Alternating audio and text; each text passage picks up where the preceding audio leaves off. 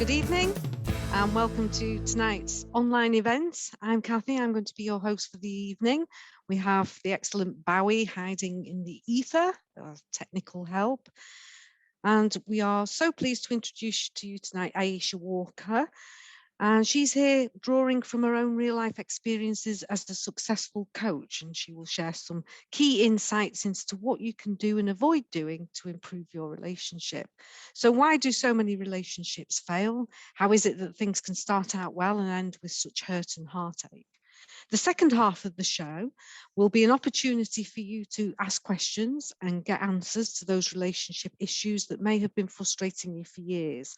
And you can do this through the Q&A button that you can see on the bottom of your screen. Please feel free to put questions in as we go along. Ayesha worked and trained as a relationship coach in Los Angeles, California, before returning to the UK in 2012 to set up her company, helping individuals and couples work through relationship difficulties. She now lives in the UK with her husband of 35 years and her cat, Lucy. Pleased to introduce to you tonight, Ayesha Walker.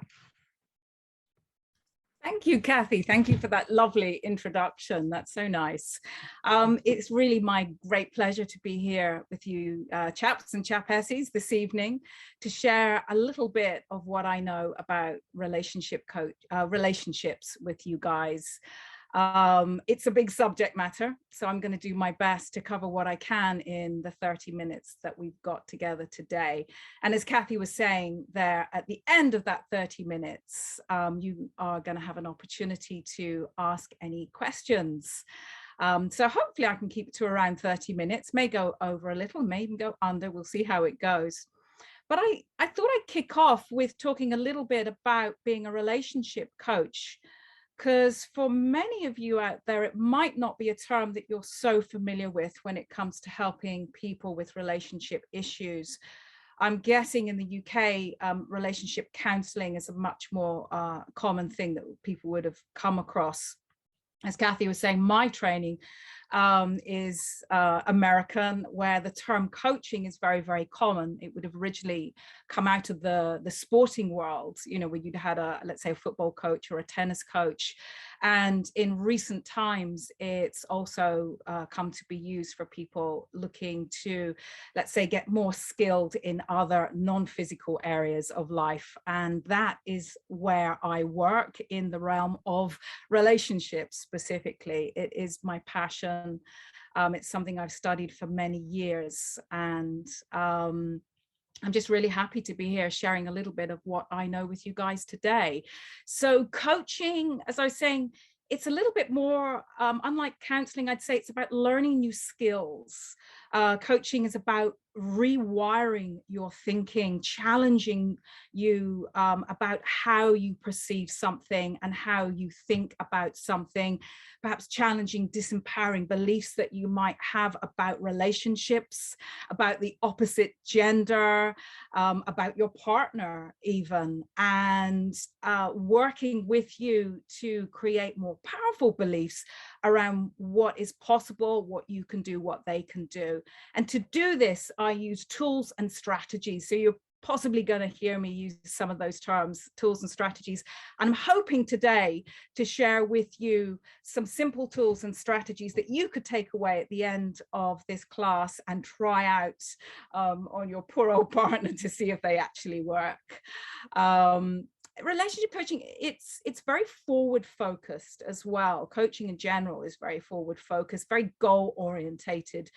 And for that reason, looking back into your past, perhaps exploring old traumas, wounds from childhood, that's not part of coaching. It might be more part of other therapies like psychology and counseling, but it's not really something that's part of coaching. Coaching, as I say, is about learning new skills, rewiring how you think, challenging your beliefs, creating goals, and is very forward focused and quite practical. So I hope you're going to get a taste of that today in my talk today.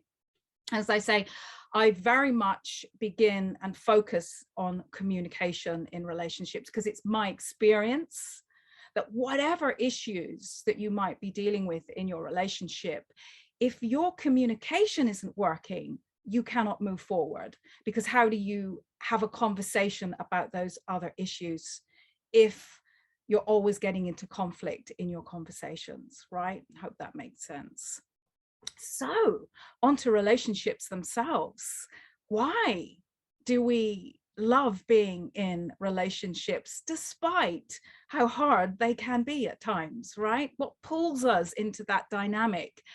Well, my understanding is it meets a very, very important need that we have. And it's a need to be part of something bigger than ourselves, to be in connection with others, whether that's our family, whether it's a group that we belong to, a society, a culture, a faith, a belief system even. We love to be part of groups. We feel a great deal of joy and connection with others. Moreover, I'd say we feel a lot of safety with others as well, which is another important need that we have. So when with others, there is strength in numbers. And perhaps one of the most wonderful connections that we can have, the deepest connection that we can have, I would proffer, is with our significant other, somebody that's picked us because of who we are, not because they are related to us. Somebody that we can share our life with, that has our back, that loves us unconditionally, and that we can walk life's path with. That surely is worth fighting for, and that's what pulls us back into relationships even when they are hard. However, us human beings have other needs, and our needs are more than just connection.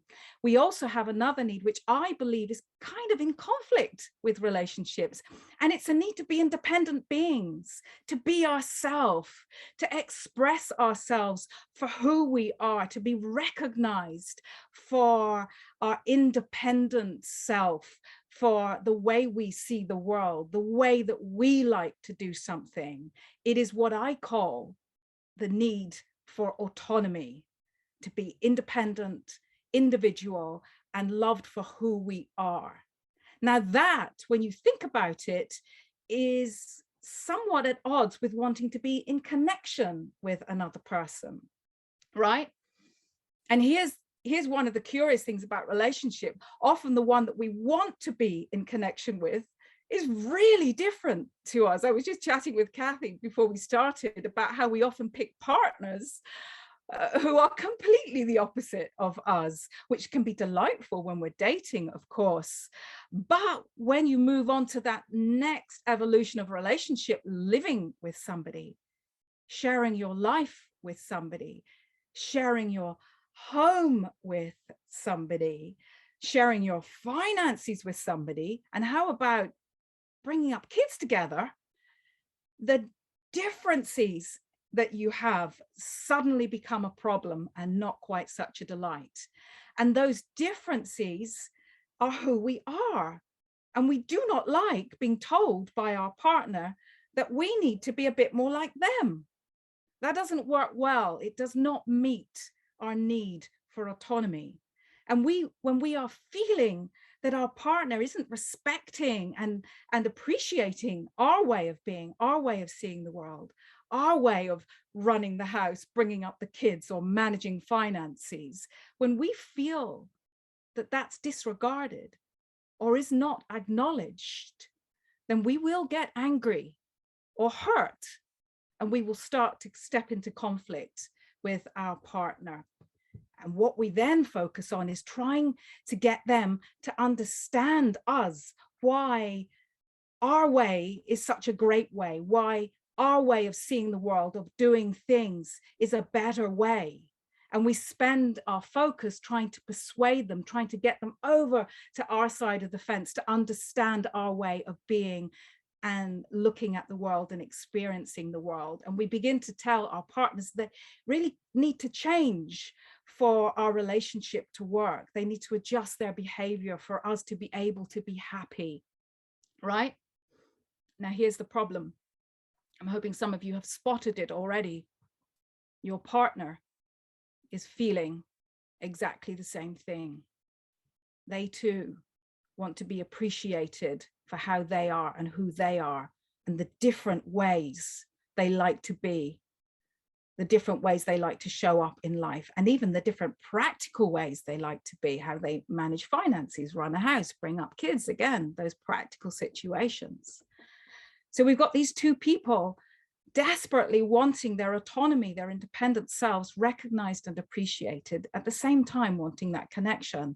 But really, when they're not feeling that autonomy being recognized, then we push against them, trying to persuade them to understand us, to see our point of view. We push against them, hoping that they will come over to our way of seeing things.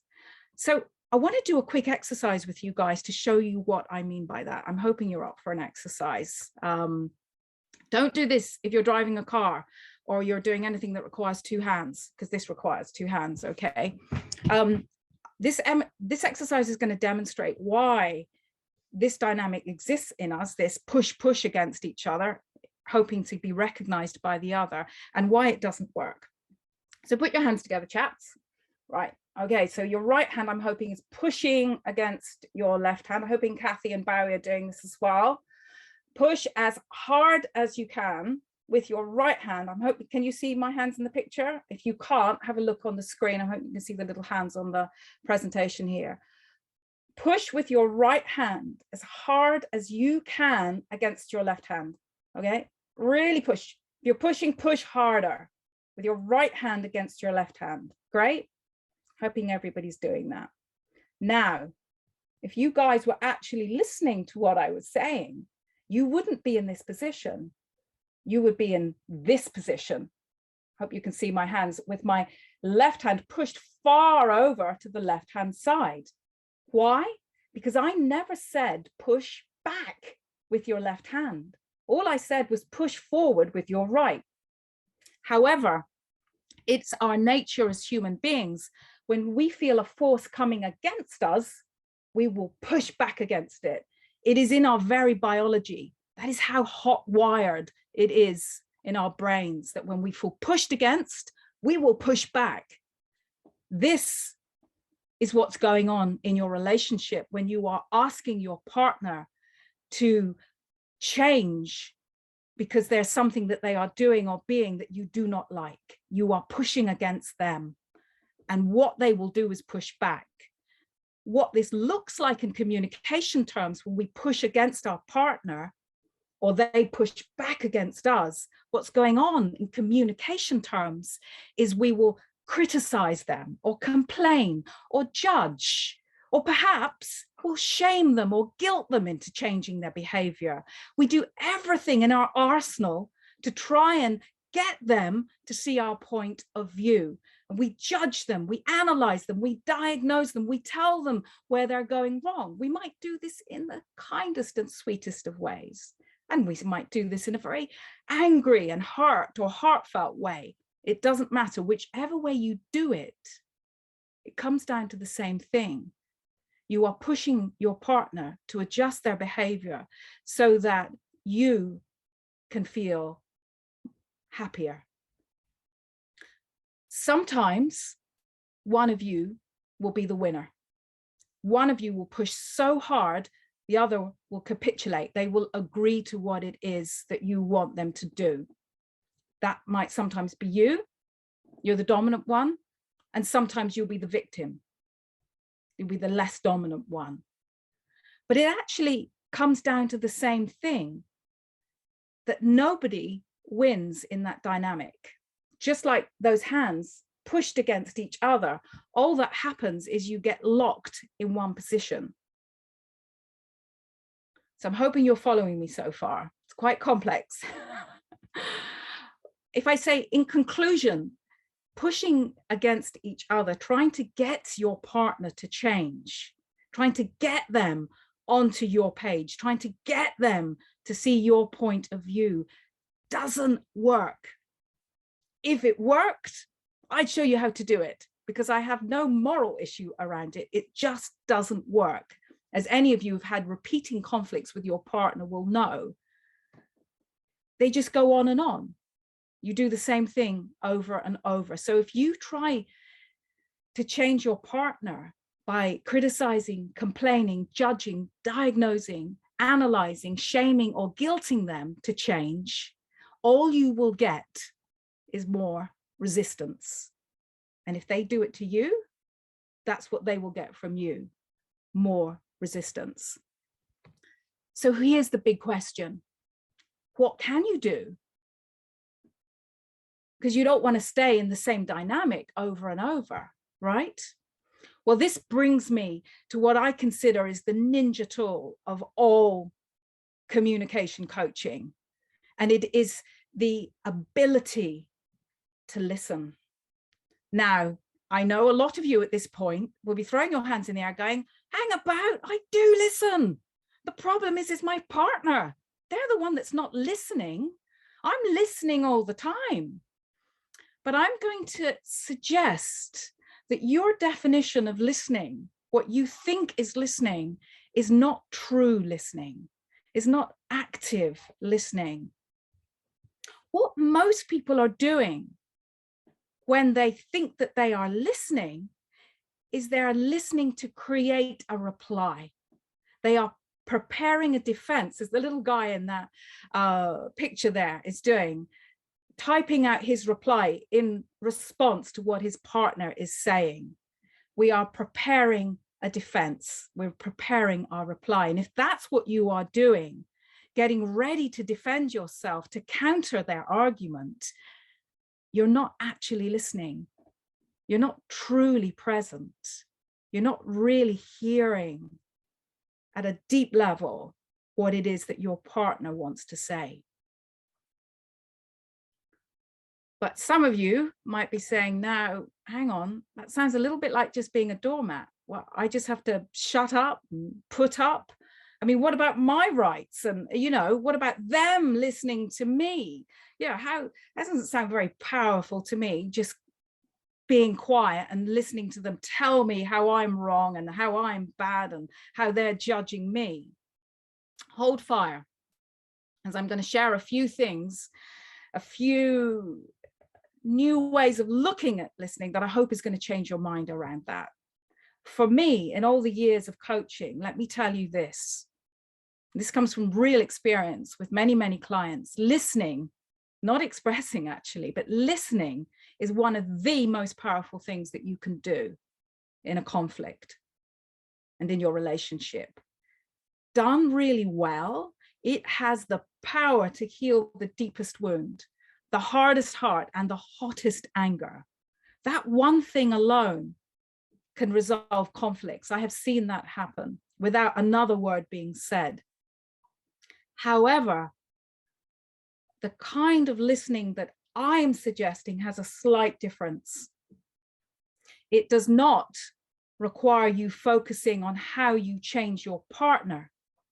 What true listening is, in the way I'm talking about it, requires you focusing on how you are being when you listen. It's all about you. In fact, to answer the title of today's talk, the greatest secret to a successful relationship is actually you. So something I didn't mention up front when I was talking to you about coaching is the big part that self-development is in coaching, taking responsibility for how you are being, as Gandhi said, the change you wish to see, being the one who is brave enough to go first, to step up, even when your partner is not listening at that same level to you, even when they are behaving dreadfully, perhaps they're being judgmental or critical. When you can find the commitment and the willingness and the skill to stay in listening mode, even when they're doing that, when you can choose not to be triggered, then you have discovered an incredible power and a great secret. It starts with you, and that frees you guys from waiting for your partner to change. You don't have to wait for your partner to change to get the ball rolling in communication, because it starts with you. Coming at listening from the perspective that I'm suggesting will break that pattern that you had going in the past where you're pushing against that, against your partner. It will break that. Because just think about it. When you start to truly listen, you're not pushing against them, right? You've removed your hand.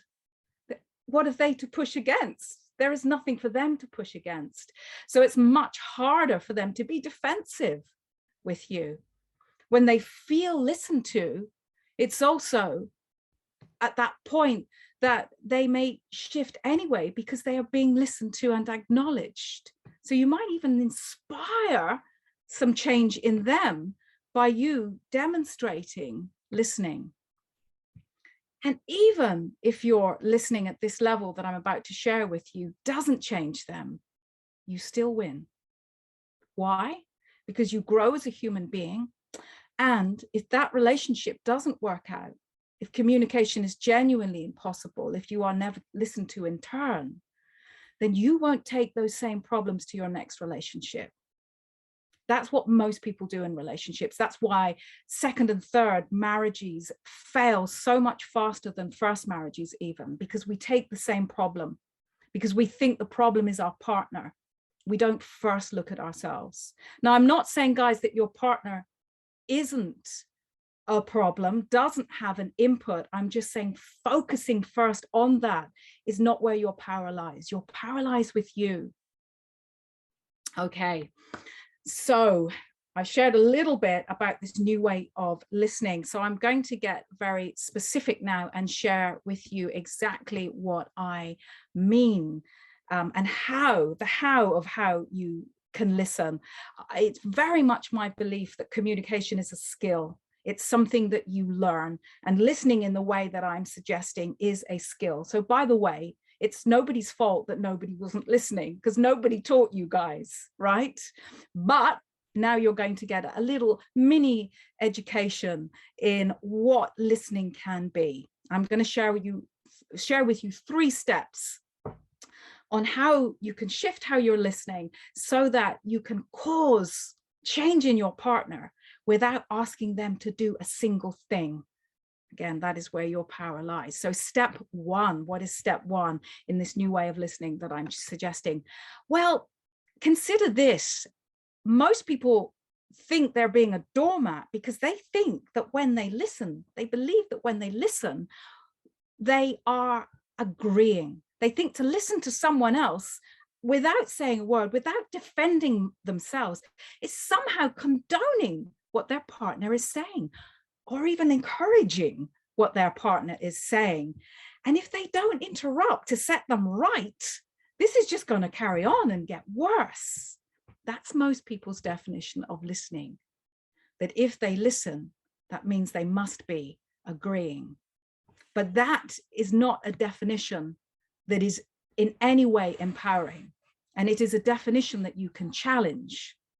So here's another definition for you that is going to really help you listen to anybody in any situation without getting triggered. By the way, all the skills I'm sharing with you now, I'm talking about relationships, but when you learn these skills, these communication skills, they also work with family members. Any of you got the odd conflict with a family member, somebody at work, a friend, maybe even your kids if you have them?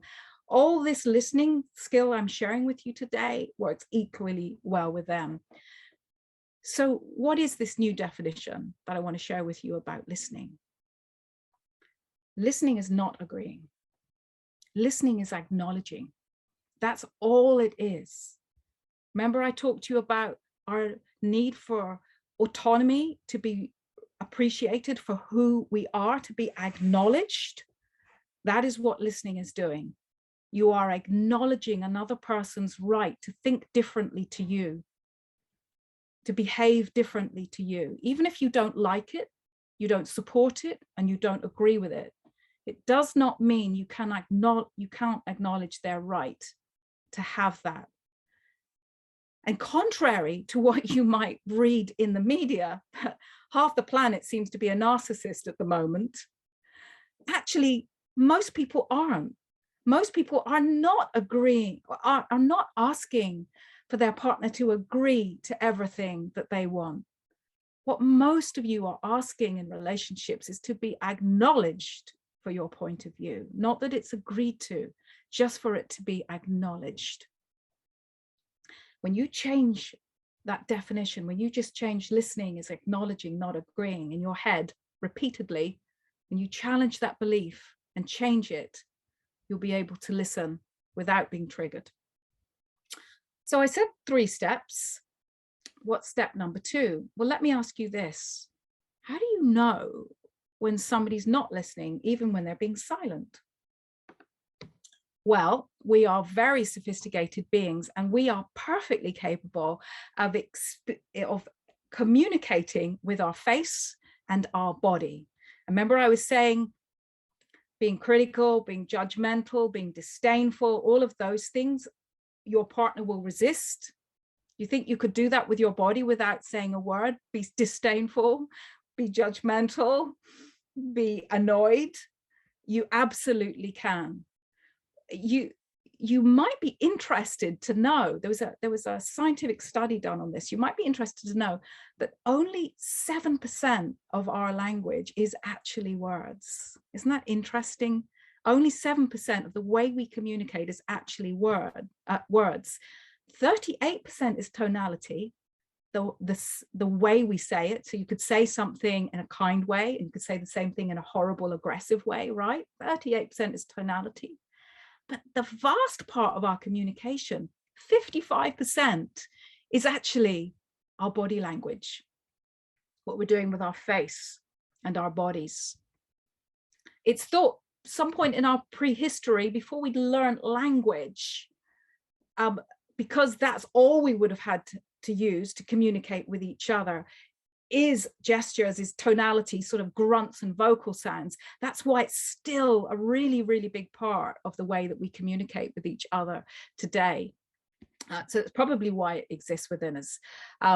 So you may think you're being a great listener, but if you are doing judgment, disdain, criticism, annoyance with your features and your body, then you're not listening. So that's step number 2 of good listening. Mind your body language. Okay, moving along. Step number 3 in how to listen. Listening is an action. It's not passive. Some people even use the term active listening. And it's very important that you see it in these terms, because it's not just what you do, but it's how it's being received by your partner, right? So for them to really feel listened to, you might need to also demonstrate that you have been listening, okay? And that is an action. And it is the action of something called reflecting back. It's even sometimes called reflective listening. So this is where you show or prove to, if you like, your partner that you genuinely were listening to them. Very simply, it is where you summarize or paraphrase what you have understood them to say. It's very key that it's what you've understood them to say, because what they try to say may not be what you understood, right? A lot gets lost in translation between their mouth and your ear. But reflecting back is just you reflecting back what you've understood them to say to you in as fewer words as you can, as simply as you can. Now, I know this is not easy. It's first of all not easy if you've got a partner who is in a highly emotional state. Maybe they're angry, maybe they're crying and very upset. Maybe they're speaking at you with a volley of words. It's sort of triggered a lot of emotion in you. That isn't easy to be able to summarize what someone is saying, but it is a skill that you can learn. Remember, I said communication is a skill. It isn't learned once. It's learned many times. It's learned by repetition. So when someone is very triggered around you, just let them share what they have to share. Let them calm down, come to the finish of what they want to say. Remind yourself of step 1. Listening is not agreeing, it's just acknowledging. You're not agreeing to anything. And when they have finished, as simply as you can, reflect back what you understood that they were trying to say to you. Don't parrot back though. Don't just repeat without any heart or emotion what they are trying to say, because that will just sound inauthentic. Don't sound like you've just swallowed a coaching manual on how to communicate well. If it's not done genuinely with the intention to hear, that word intention is very, very important. If that intention isn't there, then they will pick that up. They will know that you're not genuinely listening. So be mindful of that. Listen beneath the words they're saying. What you're truly listening for when you're reflecting back is what someone's feeling. Many people are really struggle to express what they're feeling. They may be saying angry words on the surface, for example, but what they're feeling underneath is they're scared about something. When you get really, really good at reflecting back, you will get very good at that skill, really honing in on what's going on beneath all the words that they're saying, to what it is that they are really feeling and needing from you. And don't worry, a lot of people don't want to reflect back because they're worried that they're just going to get a bad reaction from their partner because they haven't heard correctly. But it doesn't matter if what you reflect back isn't right, if it's wrong, if you didn't quite understand what they wanted to say. Again, just hang in there, let them let you know what it is that they wanted to say, and keep listening and keep reflecting back until you get that nod from them that, yeah, you got it this time. That is what I wanted to say. When you get that reaction, or some people just go quiet, you can feel their emotions start to get calmer when they feel listened to. Just keep doing it. Stay on track. Don't get triggered. So when you're not pushing against them with this kind of listening, they're going to stop pushing against you. When you're doing that, magic happens. When someone finally feels heard, it may, as I say, take a number of times, but when they finally start to feel heard, you might even find that when they do respond to you, they start even suggesting solutions themselves to the conflict because they've been acknowledged, because they've got that acknowledgement. They're able to open their own mind and their own heart to other solutions. It doesn't always happen, and it may take many times of you doing it before that happens. But this is the power of listening. It can cause that beautiful alternative response because they are feeling acknowledged. Sometimes your partner may even start taking responsibility for their partner. They might say, yeah, you did hear me. And I must admit, if I was being really honest, then also I was doing this as well. So they start taking responsibility for their part in things. It is an incredibly powerful thing that you can do with listening, and done enough times, you can inspire change in your partner. A word of caution, though, I've said this a few times in this talk today.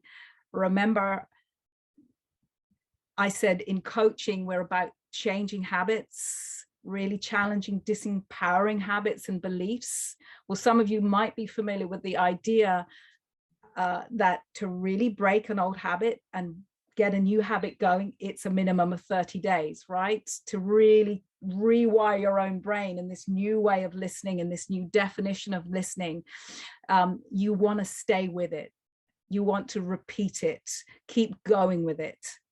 So if you're going to do it, guys, I'm going to throw down a challenge for you at the end of today's talk and suggest, if you're really up for being a leader in this, if you really want to see if you can make a difference in your relationship, then you do this for 30 days. You do this new kind of listening for 30 days and see what comes. Because of course, the proof is in the pudding. Until you see a shift in your partner, you're not really going to believe it. So I'm challenging you to go out and do it and practice it and cause the change that you want to see and take back your power. If any of you guys are interested in doing that, I created a lovely little animated video that really covers all the points that I've touched on in today's talk. So if you want to email me at the email there above, I will send you a link to that talk. I think Kathy's probably also going to put it in emails to people as well, from Westminster Library, so you might get that email twice. But if you've got a moment, take a screenshot of my email there, and I will send you on that video. And if any of you are interested in relationship coaching, if I've inspired some interest in that, please get in touch. I offer a 30-minute online coaching session. It's free because it gives people an opportunity to try before they buy. So if that interests you as well, again, please just get in touch at that email above. So time for some questions, I think. I hope you've enjoyed the talk and it's given you some useful tools. Maybe it's got a few questions popping up in your mind. So I think I'm going to hand back to Kathy for a moment, and we'll move on to the question part of this evening's talk. Hi, thank you, Ayesha. That was really, really interesting, because I know as soon as somebody disagrees with me, I have to chip in and say my bit, and then everybody's just chipping in, and you don't get sorted. So Right. that was really, really interesting. So come on, guys, there's not many questions out there, so it would be good to have a few questions coming in. You can do it at the bottom of the screen under Q&A. But we do have a few. So first question from Joanne. What first drew you into relationship counselling? Oh, wonderful. Thank you, Joanne. Well, I'm not a counsellor, I'm a coach. But what first drew me into coaching, I love that you've asked this question. It actually goes back to the beginning of my own relationship. So I've been with my husband, Alan, who's sitting to one side of me listening to this talk. I've been with him for 30 odd years. And we got ourselves into the habit every day of doing a communication practice. We would spend the first hour of every day talking to each other, just because we enjoy talking. I think we've always been interested in psychology and philosophy and all of that kind of stuff, and growth. And we've done that for over 30 years of our marriage. When I lived in the States, I had so many people come up to me asking me about that practice. I thought, I wonder if I should start sharing it.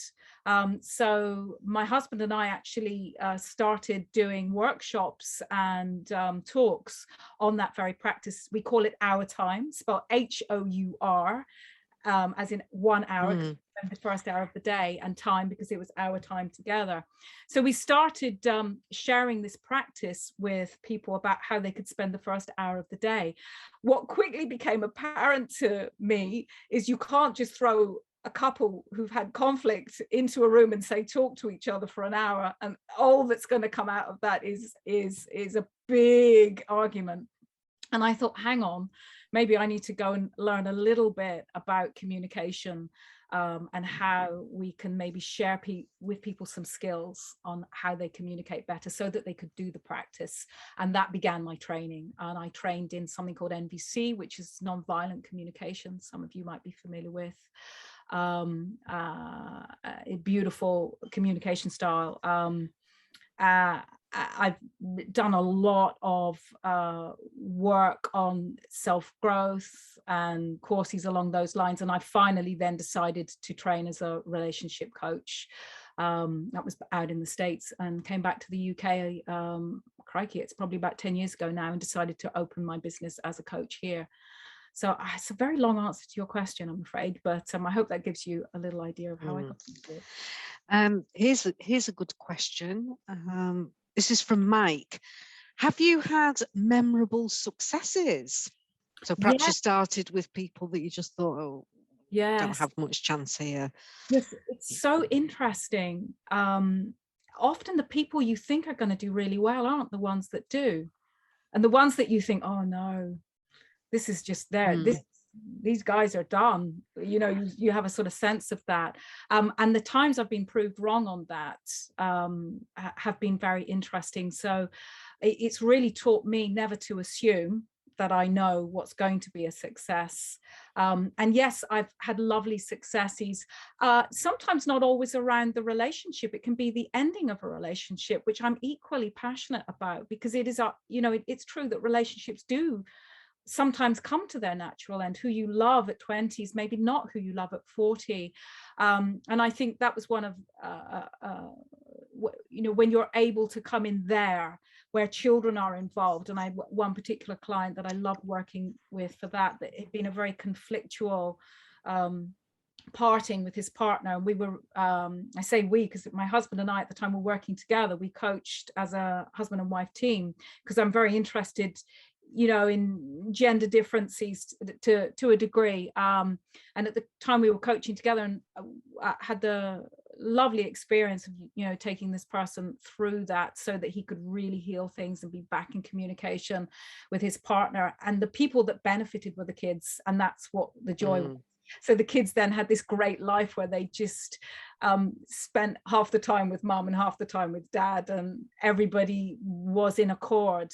That was a really lovely experience to see that happening. We just had a question from Anonymous that I can tag on to the end of this one. Really great chat, really upbeat, informative and passionate. Have you ever had any couples who simply could not reconcile? Yes, you do. It's interesting.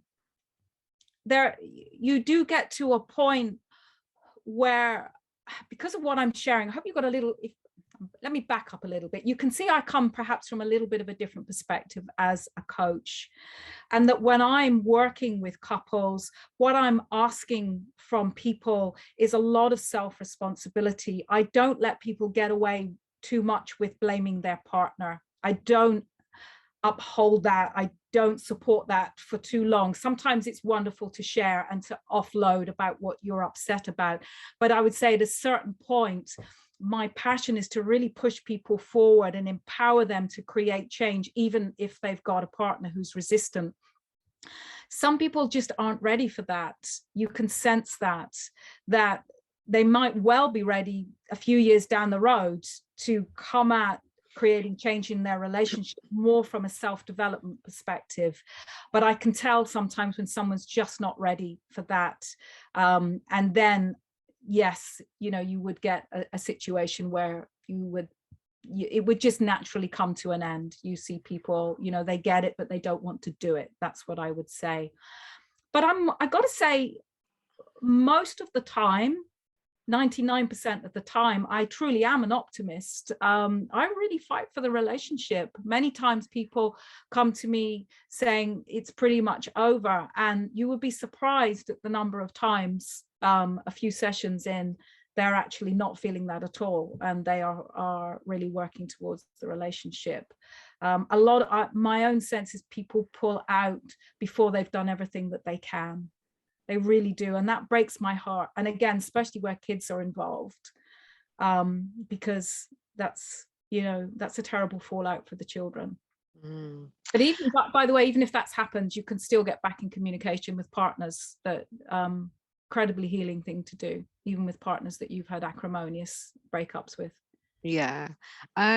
Jackie asked a similar question. Did you ever coach a couple that you knew from the start shouldn't be together? Here's an interesting one, probably just your opinion. Is it unhealthy to do everything together as a couple, even if you enjoy it? I think it's really different for different people. I've really come to accept this in my years of coaching, that what works in one relationship doesn't work in another, and never, ever to assume. So there could well be a relationship where the couple absolutely have such joy in each other. They are best friends as well as lovers. They are business partners. They are everything to each other. And I've seen relationships work so well at the other end of the spectrum, where what makes the relationship work is that they do very little together. I've known people who've had jobs like being an air hostess, and in one situation, her partner was, I think, a deep sea diver. And they spent by the nature of their jobs, many months apart, but it really worked for their relationship. That kind of sparked them when they came together. For another couple, that would destroy them. So never assume. Absolutely, you can have a relationship where they just love doing everything together. Nothing wrong with that. And nothing wrong if your relationship is you like independence. Next question is, what would you recommend to a couple who disagree about moral issues, even though they still listen to each other? Well, it's a tough one to answer, because if I was talking to that person, I'd get a lot more detail. I'd need them to give me an example, but I'll give you a general response. If you're arguing about moral issues, there's your moral issues and there's your partner's moral issues, right? There isn't a right and a wrong. There isn't the correct moral issues to have. I would suggest that the very first thing that you do with your partner, if you are arguing about moral issues, is to really make sure you've understood what their moral issues are, what their issue with you might be. And you would do that, as I demonstrated today, by listening, particularly by reflecting back. You would say things along the lines of, if I've understood you right, darling, is your point of view this? Or if it sounds like what you really like or what you want to share with me is this, I would reflect back what it is. And I would do that until they felt that you had really acknowledged their own moral standpoint, as morals are very dear to our heart. Dissing someone's morals, telling them their morals are not wrong, or having you being told that, is never going to lead anywhere good. So again, be the change you wish to see. Make sure you've demonstrated to them that you, without judgment, understand what their moral viewpoint is about whatever subject matter it is that they are conflicting over. Hannah has asked, well, she's commented, thank you for sharing such simple but valuable ways of listening and resolving issues. Oh, thank you, Hannah. And this is our last question. If there's any more out there, it's time to get them in now on the Q&A at the bottom of the screen. What if your partner thinks coaching is rubbish, but you really think it would help? How would you, I guess, how would you persuade them to give it a go? I wouldn't persuade them, is my answer, because if you are persuading someone, what are you doing? You're saying, you need to see my point of view. Coaching's the way. You need to get on board with coaching. It must be very difficult if you really think it's valuable and it would work. When the other person says, no, I'm not doing that. Yes, but the other person says no, doesn't at all in any way have to stop you. It really, really doesn't, because if you were following what I'm saying, is change begins with you. It doesn't require your partner to change for you to change. When you demonstrate listening or other communication skills, then you might cause change in your partner, because they will voluntarily change. Does that make sense? When they feel you are listening to them. And an example of that might be, you would say to your partner, no, I get that. Talking therapy isn't for you. Or, it doesn't sound like something that you're interested in that would work for you. And I would say, in that case, go and do it yourself. Be the change you wish to see, because you will cause change by shifting yourself. I know of coaches refuse to work with couples. Not that it's a problem if somebody wants to come on their own, but they won't work with couples because they actually feel it gets in the way. Because what happens when you're in a couple session, one couple starts blaming the other about how they're not following the coaching rules. When you're doing it yourself, when you're only coming from your own responsibility, then you don't get to blame anybody else. You don't get to focus on someone else. You can only focus on yourself. And arguably, you could actually move faster in that situation.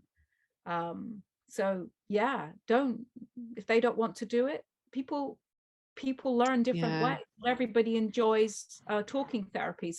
I mean, I'll say this in particular, touching on gender differences, women talk more than men. Again, it's a scientific fact. This isn't, not all women, please ladies, don't all email me saying that's rubbish. In general, there were studies done that showed women talk 4 times as much as men. You will find women are much more inclined to talking therapies or coaching that are talking based thing, because we are language focused. It's even in our brains. Our talking center is linked to our emotional center in the female brain. It's not in the male brain. There's biology that backs this up. So a talking therapy, if it's your male partner, it's not always, but it can be the guys that, I don't want to talk. Talking's not how I solve problems. Don't ask me to fix something through talking. Respect that. And also, it's not always the man. I've had many situations where the guy is the talkative one, the emotional one, the one that heart on his sleeve, and the woman is completely. But in general. Well, that's all the questions for this evening, but I think it's been extremely valuable. I've certainly learned a lot, and I'm sure a lot of people will go away with some good exercises there, maybe different ways to talk to your partner or think about or listen just a little bit more. But you can see Ayesha's got her email address on the screen. We will be sending emails out, including the recording of tonight, which I believe is about valid for about 7 days. So please do get in contact with Ayesha if you want to stick your toe into the relationship coaching. If you dare. Yeah, if you dare. I'm sure it'll be extremely valuable. But thank you to everybody who's joined us tonight. It's been a wonderful evening, and it's goodbye from us. Thank you very much. Thank you, Kathy. Thank you for inviting me on. Thank you, Bowie, for your technical help as well in the background there. It's been a real pleasure. Thank you. Thank you.